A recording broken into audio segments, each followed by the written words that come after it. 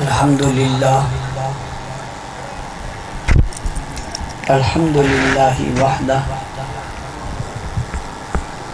والصلاة والسلام علی من لا نبی بعدہ اما بعد اعوذ باللہ من الشیطان الرجیم بسم اللہ الرحمن الرحیم یا ایہا الذین آمنوا اتقوا اللہ وکونوا مع الصادقین صدق اللہ العظیم۔ کیسر ٹون کے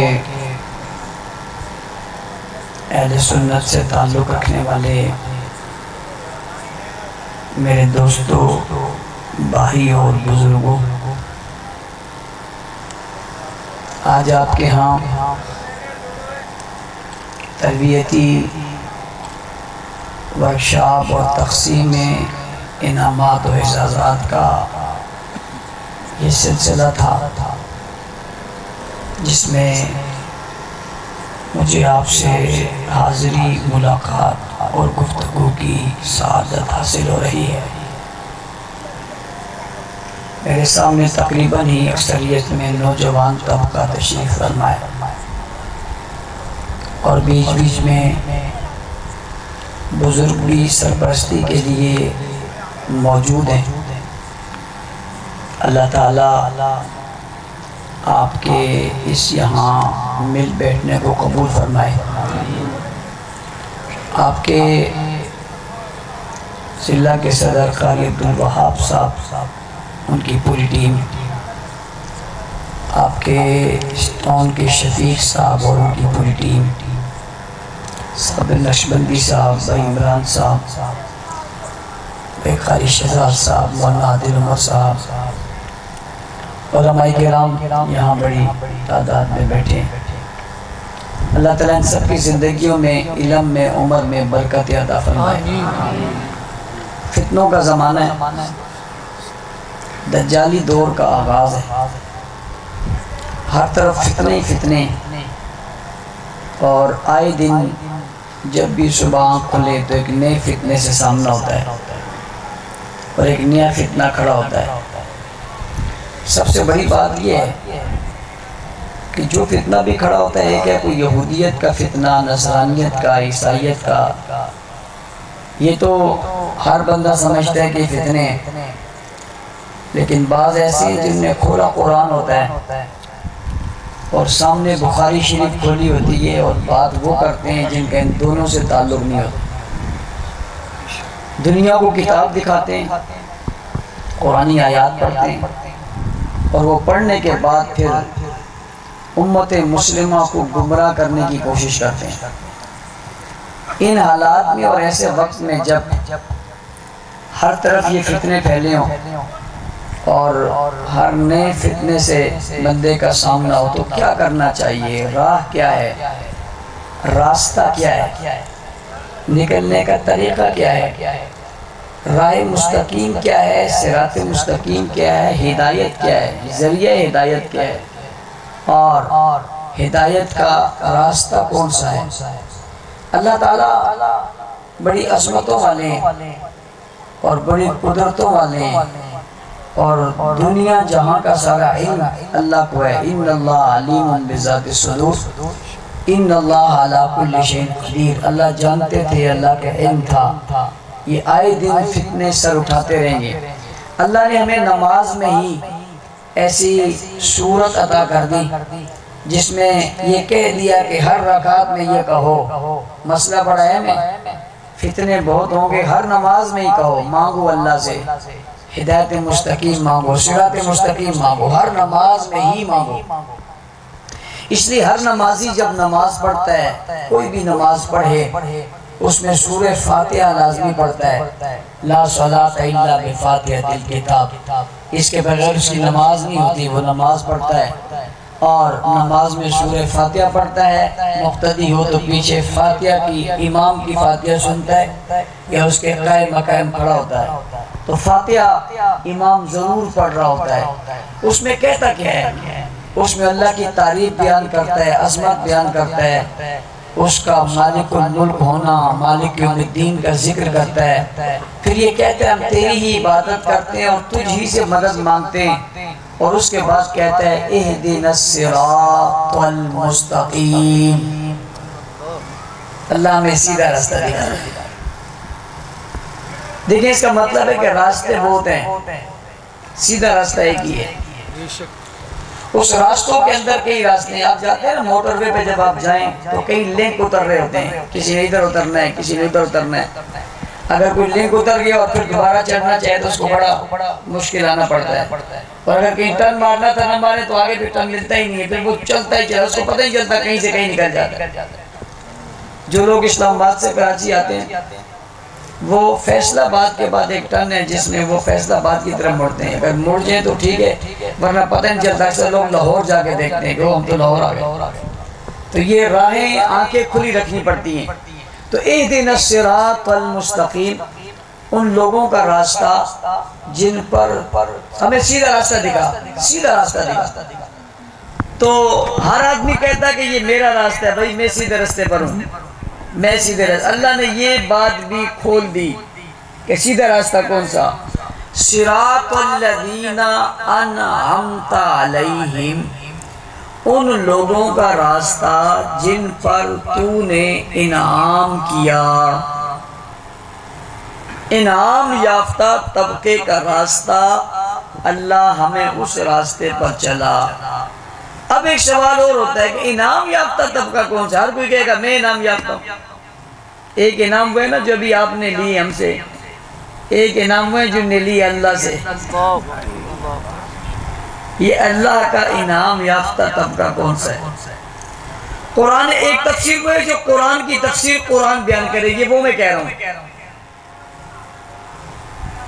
انعم اللہ علیہم من النبیین والصدیقین والشہداء والصالحین. یہ انعام یافتہ طبقہ ہے جس کو قرآن نے ذکر کیا. اور قرآن نے ذکر کر کے کہا کہ نبیین، صدیقین، شہداء اور صالحین یہ انعام یافتہ طبقہ ہے. ہم ہر نماز میں کہتے ہیں اللہ میں ان کے راستے پر چلا، ان کے راستے پر چلا، ان کے راستے پر چلا. اب میں اس میں آگے آتا ہوں، اگلی بات کرتا ہوں. اور آگے کہتے ہیں غیر المغضوب علیہم ولا الضالین،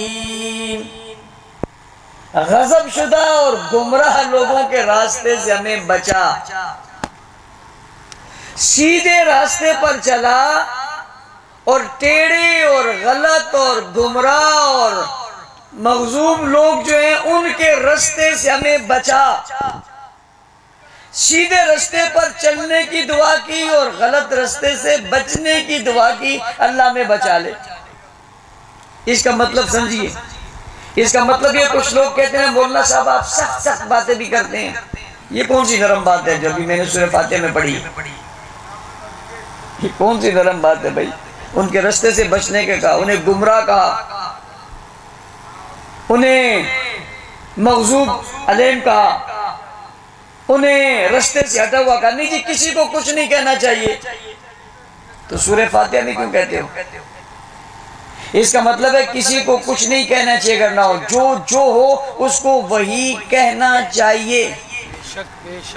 بھئی طالب العلم کو طالب علم کہنا چاہیے، عالم کو عالم کہنا چاہیے، مفتی کو مفتی کہنا چاہیے، مدرس کو مدرس کہنا چاہیے، حاکم کو حاکم کہنا چاہیے، محکوم کو محکوم کہنا چاہیے، وزیر اعظم کو وزیر اعظم کہنا چاہیے، وزیر اعلیٰ کو وزیر اعلیٰ کہنا چاہیے، گورنر کو گورنر کہنا چاہیے، اور افسر کو افسر کہنا چاہیے، اور سپاہی کو سپاہی کہنا چاہیے، فوجی کو فوجی کہنا چاہیے، پولیس والے کو پولیس والا کہنا چاہیے، شیور والے کو شیور کہنا چاہیے. جو ہے وہی کہنا چاہیے. اور بکرے کو بکرا کہنا چاہیے اور کتے کو کتا کہنا چاہیے. بات سمجھ آئی نہیں آئی؟ غلط بات نہیں کرنی چاہیے. کسی افسر کو سپاہی بنا دو، سپاہی کو افسر بنا دو، ایسا نہ کرو. کوئی ایک دن بھی کسی محکمے میں نہیں گیا اس کو محکمے کا بتاؤ، ایسا بھی نہ کرو. کسی نے کبھی بھی کوئی واضح نہیں کیا اس کو مبلغ مت کہو، ہے نہیں. کوئی وزیر اعظم نہیں اس کو وزیر اعظم مت کہو. دیکھو اب عمران خان وزیر اعظم نہیں ہے، کوئی نہیں کہتا. 3 مہینے پہلے لوگ اسے کہتے تھے. شہباز شریف بیچارہ چکر کاٹتا تھا عدالتوں کے، اب اس کو وزیر اعظم کہتے ہیں. بن گیا تو کہتے ہیں. کل یہ نہیں ہوگا، اس کو بھی کوئی نہیں کہے گا. اب کوئی ضد کرے کہ نہیں جی اس کو کہو ہی کہو. بھائی کیوں کہیں؟ جب نہیں ہے تو نہیں کہیں گے، جب تھا تو کہیں گے. اب ایک آدمی ہندو ہو کہے جی مجھے مسلمان کو، بھی ہم تیرے کو کیسے مسلمان کہیں؟ ایک بات ہے نا، ہندو ہے تو. اب کوئی مسلمان کو ہندو کہے، بھئی کیوں مسلمان کو ہندو کہے؟ غلط بات ہے. کیوں کسی کو کہے؟ بھئی کسی مسلمان کو کافر مت کہو، کسی کافر کو مسلمان مت کہو. یہ دونوں روش، دونوں انداز ٹھیک نہیں ہے. تو اللہ تعالیٰ نے کہا کہ انعام یافتہ طبقہ، اس کے مطابق بندہ کہتا ہے سورہ فاتحہ میں مجھے سیدھے رستے پر چلا، ان فتنوں سے بچا. اب اگلی بات سمجھنا، سیدھے رستے پر جو لوگ ہیں انہیں سمجھنا بھی ضروری ہے، اور گمراہی کے رستے پر جو لوگ ہیں انہیں سمجھنا بھی ضروری ہے. بات میری سمجھے نہیں؟ جو صراط مستقیم ہے انہیں بھی پہچاننا پڑے گا. جو گمراہ ہیں، ضلالت میں ہیں، کفر میں، انہیں بھی پہچاننا پڑے گا. یہ دونوں پہچاننے پڑے گے، تب بچو گے اور تب چلو گے. تو انعام یافتہ طبقہ بتایا، انعم اللہ علیہ من النبیین، پہلا طبقہ نبیین کا، انبیاء کا. یہ پہلا طبقہ ہے. یہ طبقہ وہ ہے جو انعام یافتہ ہے. یہ اللہ سے انہیں انعام ملا، اور تمام انبیاء انعام یافتہ ہیں، اور اس انعام یافتہ طبقے کے امام حضور ہیں. وہ نبیین ہیں اور یہ امام الانبیاء ہیں، خاتم النبیین ہیں. تو سارے نبی ہدایت کا ذریعہ حضور اکرم صلی اللہ علیہ وسلم، ان سب کے امام. دوسرا طبقہ صدیقین، سچوں کا طبقہ. سچوں کے طبقے میں انبیاء کے ماننے والے سچے لوگ آتے ہیں، اور ان سچے لوگوں کے امام ابو بکر صدیق ہے. کون ہے؟ ابو بکر. سب بولیں ابو بکر صدیق. کون ہے؟ ابو بکر صدیقی. بھئی صحابہ تو سبھی صدیق ہیں، پھر ابو بکر کو صدیق کیوں کہتے ہیں؟ کہنا یہ چاہتا ہوں کہ سب صحابہ کے صدیق ہونے میں کوئی شک نہیں، لیکن ابو بکر صرف صدیق ہی نہیں، صدیق اکبر ہیں. بھئی فلاں بھی وزیر ہے، فلاں بھی وزیر ہے. بھئی مانتے ہیں سب وزیر ہیں، مگر وزیر اعظم ایک ہے. سارے ہی صدیق ہیں، مگر صدیق اکبر ایک ہے، اور اس کا نام ابو بکر. ان کا راستہ وش اور صدیقین میں سارے ہی آگے. انبیاء کے بعد یہ طبقہ صحابہ کرام کا طبقہ ہے، سب صدیقین. والشہداء، عمر شہید، عثمان شہید، علی شہید. ہوئے یا نہیں؟ ہوئے یا نہیں؟ والشہداء، یہ بھی صحابہ ہے. والصالحین، حسن بھی صالحین، معاویہ بھی صالحین. کیا بات ہے! اگر سمجھو تو میں نے بڑی بات کہہ دی. کمال کمال. یہ یوں بند ہو گیا، کہتے ہیں دریا کوزے میں بند ہو گیا. صدیقین صحابہ، شہداء صحابہ، صالحین صحابہ. لوگ ہمیں کہتے ہیں تم صحابہ صحابہ کہتے ہو، تم سورہ فاتحہ میں صحابہ صحابہ کہتے ہو. یہ تو بات ہی ایسی ہے. تم کہتے ہو میں سیدھے رستے پر. اچھا، اللہ تعالیٰ نے کہا کہ سیدھے رستے کی دعا مانگو. اللہ کو پتا تھا گمراہ راستے بہت ہوں گے، لوگ کھینچیں گے. تو سب کو پتا تو ہوگا گمراہ راستہ کون سا ہے.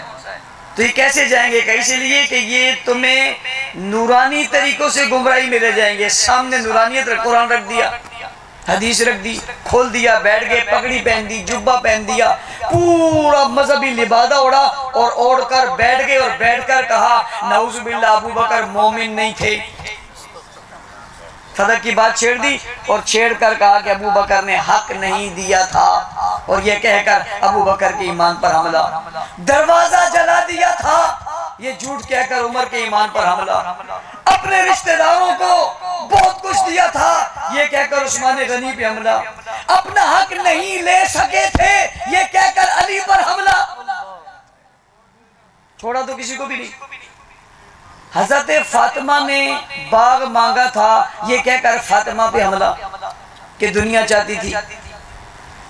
کون دنیا چاہتی تھی؟ فاطمہ، جسے رسول اکرم صلی اللہ علیہ وسلم نے فرمایا تھا سب سے پہلے مجھے تو ملے گی، اسے تو پہلے سے پتا تھا میں جانے والی، پہلے روئی اور پھر ہنسی۔ روئی کیوں؟ کہا کہ میں جانے والا ہوں۔ ہنسی کیوں؟ کہا تو بھی آنے والی ہے۔ وہ کیا دنیا مانگے گی، اس کو دنیا سے کیا کر، یہ کہہ کر سیدہ فاطمہ پہ حملہ۔ حضرت حسن نے حضرت معاویہ سے صلح کی، حضرت معاویہ کو برا کہہ کے حضرت حسن پہ حملہ۔ نئی باتیں بتا رہا ہوں، یہ اس ذہن سے آپ نے سوچی نہیں۔ حضرت معاویہ کی گستاخی کر کے حضرت حسن پہ حملہ، حضرت معاویہ کو برا بلا کہہ کے حضرت حسین پہ حملہ، کیونکہ بیعت تو ان نے کی تھی اور بیعت لڑائی کے بعد کی تھی، صلح جھگڑے کے بعد ہوئی تھی، اختلاف کے بعد صلح ہوئی تھی، صلح انہوں نے کی تھی۔ اب وہ صلح کو نہ ماننا ان پر عدم اعتماد ہے، حضرت معاویہ پر نہیں ہے، ان شہزادوں پر عدم اعتماد۔ تو یوں کہہ کر گمراہی کے راستے میں ڈال رہے تو صراط مستقیم کو رکھو۔ حضور صلی اللہ علیہ وسلم سے فرمایا گیا کہ یہ سارے لوگ اگر فرقے جہنم میں جائیں گے، جو جنت میں جائیں گے، جو ناجی ہوں گے وہ کون ہیں؟ وہ کون سا راستہ ہے؟ فرمایا ما انا علیہ و اصحابی، جس پر میں اور میرے صحابہ ہیں۔ گویا کہ اللہ نے اور اللہ کے رسول نے یہ بتا دیا کہ حضور کے بعد اگر کوئی راستہ ہے جس راستے پر تم نے چلنا ہے، وہ راستہ حضور کا ہی ہے، اور وہ راستے پر چلنے والے یہ لوگ ہیں، ان کے راستے پر چلنا ہی در حقیقت کامیابی ہے، یہی صراط مستقیم ہے۔ اب صحابہ کو چھوڑ کر جائیں تو صراط مستقیم ملتا، راہ ہدایت ملتا، دین ملتا، کلمہ ملتا، نماز ملتی، روزہ ملتا، حج ملتا، بھائی کوئی چیز نہیں ملتی صحابہ کو چھوڑ کر، اور کوئی چیز گم نہیں ہوتی صحابہ کو لے کر۔ چھوڑ کر ملتا کچھ نہیں ہے، اور صحابہ کی عظمت اور ان کے دین پر چلنے سے جاتا کچھ نہیں ہے۔ راہ ہدایت ہی یہی ہے، اور یہی صراط مستقیم ہے، اور یہی جنت کا راستہ ہے۔ آج تک جتنے طبقے حضرات صحابہ کرام کے نقش قدم پر چلے، اس میں سے کوئی ایک بھی ناکام نہیں ہوا، اور کوئی ایک طبقہ بھی ایسا نہیں ہے وہ گمراہ ابو بکر کی خلافت پر ہو تب، وہ گمراہ حضرت معاویہ کی عظمت پر ہو تب، وہ کسی صورت میں کامیاب نہیں، وہ کہیں نہ کہیں لڑکھڑا کر گرا ضرور ہے۔ تو میری تمہید ذرا لمبی ہو گئی، بات ختم کرنے لگا ہوں۔ یہ بات چونکہ بڑی اہم ضروری تھی، اور آج ہی آپ کے سامنے ذکر ہوئی، میں نے اپنی گفتگو میں ایسی تقریر کی نہیں کبھی، یہ نئے طریقے سے تھی سمجھانے کے لیے۔ اگلی بات سمجھیے، اب جو لوگ ہدایت کا ذریعہ ہیں یا جن کے لیے ہم مانگتے ہیں کہ ہمیں ان کے راستے پر چلا، وہ کون ہے؟ صحابہ۔ صحابہ کون ہے بھائی؟ کون ہے؟ انبیاء کے بعد کون ہے؟ حضور کے بعد کون ہے؟ آقا کے بعد کون ہے؟ اب جس نے فتنوں سے بچنا ہے، شر سے بچنا ہے، کفر سے بچنا ہے، زندیق ہونے سے بچنا ہے، گمراہ سے بچنا ہے، اسے چاہیے صحابہ کے ساتھ ہو جائے۔ کس کے ساتھ ہو جائے؟ بس گمراہی سے بچنے کا یہی ایک طریقہ، راہ صحابہ، یہی ایک راستہ ہے، راہ صحابہ، ترک صحابہ، راستہ صحابہ، صراط صحابہ ہی صراط مستقیم ہے، اور صراط مستقیم ہی صراط صحابہ ہے۔ بات سمجھ آ رہی ہے؟ تو ہم جو قوم کو اس نہج پر لا رہے ہیں، ہم ملت کی، ہم دنیا کی، ہم بچوں کی، ہم بڑوں کی، ہم ملک کی، ہم ملت کی حفاظت کر رہے ہیں، یہ کہہ کر کے آؤ صحابہ کے رستے پر آؤ، ہر طرح کی کامیابی اور کامرانی اسی سے ملنی ہے۔ تو ہر فتنے کا مقابلہ کرنے کے لیے راستہ ہمارے پاس صحابہ ہے۔ اس کی اگلی بات سمجھیے، حضور اکرم صلی اللہ علیہ وسلم کے بعد فتنے بڑے رستوں سے آئے۔ کسی نے ختم نبوت کا انکار کیا، کسی نے زکوٰۃ کا انکار کیا، کسی نے جہاد کا انکار کیا۔ مختلف زاویوں سے یہ نہیں کہتے تھے کہ ہم کافر ہیں، یہ بھی نہیں کہتے تھے کہ ہم حضور کو نہیں مانتے، یہ بھی نہیں کہتے تھے کہ ہم نماز اور کلمہ نہیں پڑھتے، یہ نہیں کہتے تھے، کہتے تھے کلمہ بھی پڑھتے ہیں، نماز بھی پڑھتے ہیں، مگر زکوٰۃ نہیں دیں گے۔ یہ مسلمان ہو سکتے ہیں؟ تو کسی کلمہ گو کو کافر نہیں کہنا چاہیے۔ پڑھتے تھے، ایک آدمی کلمہ تو پڑھتا تھا لیکن کہتا تھا حضور کے بعد نبی اور ہے، نماز بھی پڑھتا تھا، مسجد بھی بناتا ہے، محراب بھی بناتا ہے، منبر بھی بناتا ہے، مینارہ بھی بناتا ہے، ہماری طرح ہی داڑھی رکھتا ہے، پگڑی رکھی ہوئی ہے، زلفیں رکھی ہوئی ہیں، کرتا پہنتا ہے، صبح صبح نماز کو جاتا ہے، سب کچھ کرتا ہے، لیکن کہتا یہ ہے کہ حضور کے بعد کوئی اور بھی نبی ہے۔ مسلمان ہے؟ بڑی سخت بات آپ کر رہے ہو، بڑے شدت پسند ہو، بڑے شدت پسند ہو، غلط بات کر رہے ہو۔ آپ کہتے ہیں مولانا صاحب غلط بات نہیں، اصول کی بات ہے۔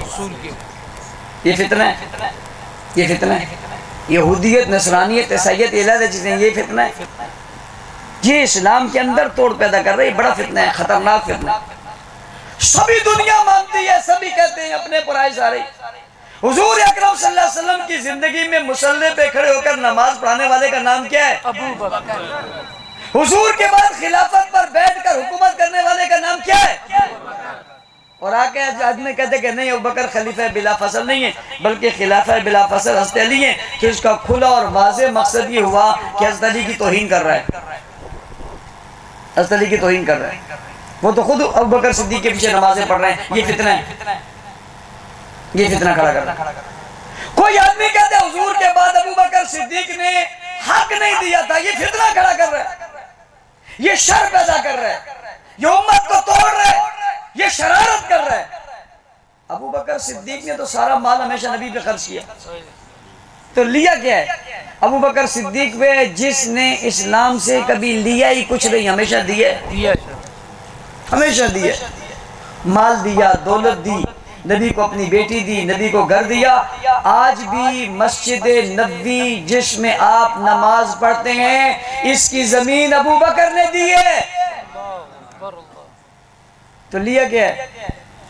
وہ گھر بتاؤ، وہ محل بتاؤ، وہ دولت بتاؤ، وہ باغ بتاؤ، وہ جگہ بتاؤ، وہ مرکز بتاؤ جو ابو بکر کو دیا ہو کسی نے، یہ تم لے لو، بتاؤ، کھلی بات ہے، بتا دو، کوئی جگہ بتاؤ جو ابو بکر نے لی ہو، بتاؤ کہاں لی ہے، کیا لی ہے، دیا کیا کہ فہرست شمار کرنا ضرورت پڑے گی تو آپ فہرست نہیں بنا سکو گے۔ 40,000 دینار و درہم کا مالک ہے، جب مکہ میں 8 دکانوں کا مالک ہے، کہاں دکانیں، کہاں 40,000 درہم، کدھر گیا، کہاں گئی دولت، کہاں گیا مال، سب نثار کر دیا، لیا کیا ہے؟ اور آج کے کہتا ہے کہ حق نہیں دیا، اس نے تو سب کچھ ہمیشہ دیا۔ تو یہ فتنے، ان فتنوں کا مقابلہ ہم سب نے کرنا ہے، اس لحاظ سے کہ صحابہ کو معیار بنا کر، کیا بنا کر، کیا بنا کر، معیار بنا کر، معیار حق بنا کر۔ جتنے فتنوں سے مقابلہ کیے انہوں نے کیے۔ حضور علیہ السلام کے بعد اگر کسی نے جہاد کا انکار کیا تو مقابلہ صحابہ نے کیا، کسی نے زکوٰۃ کا انکار کیا تو مقابلہ صحابہ نے کیا، کسی نے ختم نبوت کا انکار کیا تو مقابلہ صحابہ نے۔ حضور علیہ السلام نے نہیں کیا، تو چلے گئے تھے۔ حضور کے جانے کے بعد لوگوں نے کہا ہم زکوٰۃ نہیں دیتے، ابو بکر صدیق نے کہا میں جہاد کروں گا، عمر نے کہا نرمی کریں، ابو بکر صدیق نے کہا کفر میں بڑے سخت تھے، اسلام میں آ کے نرم آ گئے، حضور کے زمانے میں کوئی ایک رسی دیتا تھا وہ بھی دوں گا، نہیں چھوڑوں گا، اس لیے کہ حضور کا طریقہ یہی ہے۔ یہ معیار کس نے بنایا؟ انہوں نے بنایا۔ آپ کہتے ہیں وہ نہیں ہے تو پھر اس معیار کو ڈھونڈو گے کہاں؟ وہ جو زکوٰۃ کے منکرین کے خلاف، وہ جو ختم نبوت کے پر حملہ کرنے والوں کے خلاف، وہ جو لشکر جا رہا ہے اور اس لشکر کو بھیجا جا رہا ہے، یہ کس نے بھیجا بھائی؟ یہ ابو بکر نے۔ ختم نبوت کا پہلا محافظ، اس کا نام ہی ابو بکر ہے۔ تو یہی لوگ تھے جن نے معیار بنایا۔ مجھے اور آپ کو ان کی عظمت کو سمجھنے کی ضرورت ہے۔ اگلی بات سمجھیں، یہ بات ختم ہو گئی۔ ہم محنت کر رہے ہیں، آپ محنت کر رہے ہیں، آپ نے ماشاءاللہ انعام لیے، اللہ تعالیٰ آپ کی اس محنت کو قبول فرمائے۔ جاری رکھیں گے چھوڑ دیں گے؟ جاری رکھیں گے۔ آگے بڑھیں گے پیچھے ہٹ جائیں گے؟ یونٹیں ہلکے بنائیں گے یا نہیں بنائیں گے؟ اپنے بڑوں کی طرف دیکھو، اپنے کام کو وسعت دو۔ آپ سچ اور حق پر کھڑے ہو، باطل پر نہیں۔ آپ کا مطمع نظر حکومت کرسی نہیں ہے، آپ کا مطمع نظر غلبہ اسلام ہے۔ غلبہ اسلام کے لیے آگے بڑھنا ہوگا۔ یہ ملک ہمارا ہے، اس کی سرحدیں ہماری ہیں، اس کی عمارتیں ہماری ہیں، اس کے روڈ چوک چوراہے ہمارے ہیں۔ اس ملک سے ہمیں محبت ہے، یہ کسی کو بتانے کی ضرورت نہیں، یہ خود بتا رہی ہے بات۔ محبتوں کے سلوک کو آگے بڑھنا ہے۔ ملک میں افراتفری انتشار پھیلانے والے گستاخیاں کر رہے ہیں، کبھی حضور کی گستاخی، کبھی ابوبکر صدیق کی گستاخی، کبھی فاروق اعظم کی گستاخی، کبھی عثمان کی گستاخی۔ یہ کیوں کر رہے ہیں پتہ ہے؟ یہ اس ملک کو کمزور کرنا چاہتے ہیں۔ ہم نہیں ہونے دیں گے، ان گستاخوں کے خلاف قانون بنوائیں گے انشاءاللہ۔ ہم آئینی اور قانونی جنگ لڑ رہے ہیں، لڑتے ہیں اور لڑتے رہیں گے۔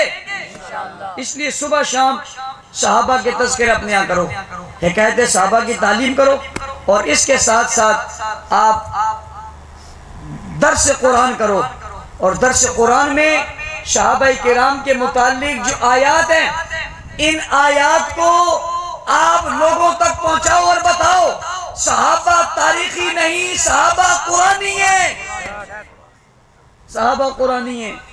انہیں تاریخ میں مت ڈھونڈو، انہیں ڈھونڈنا ہے تو قرآن میں ڈھونڈو۔ یہ محنت کرو گے، گھر گھر یہ پیغام پہنچاؤ گے، ہلکے بڑھاؤ گے۔ عید الاضحیٰ آنے والی ہے، آپ نے اس عید الاضحیٰ پہ بھی بھرپور محنت کرنی ہے۔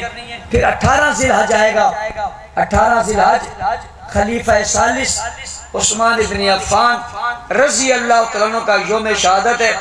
اس پر پورے ملک کی طرح آپ نے بھی عظیم الشان فقید المثال مدح صحابہ جلوس نکالنا ہے، جس میں مطالبہ کرنا ہے کہ حضرت عثمان غنی کے یوم شہادت پر عام تعطیل کا اعلان کیا جائے۔ اس کے لیے تیاری ابھی سے کرو گے۔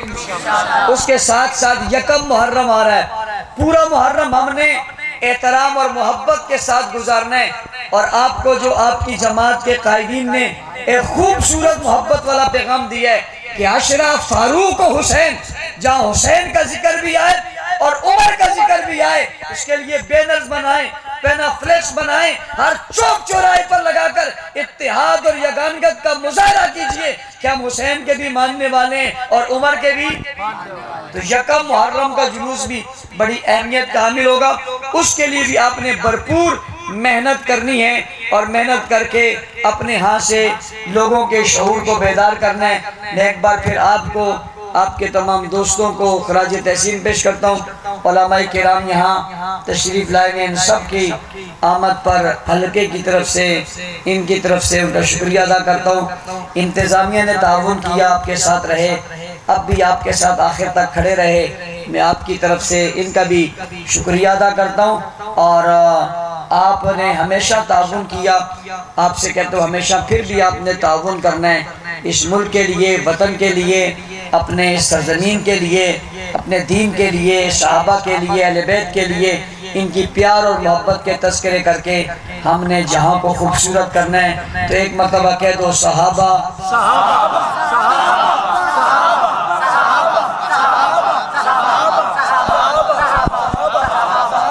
یہ تو بڑی سست آواز آ رہی ہے۔ ہاتھ اٹھا کر، ہاتھ اٹھا کر، صحابہ، صحابہ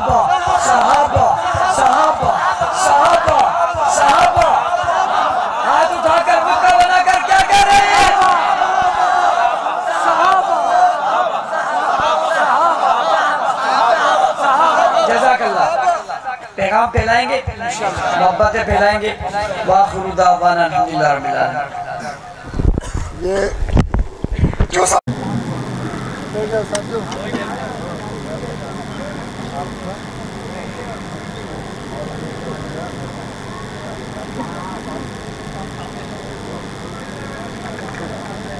آمین برحمتک.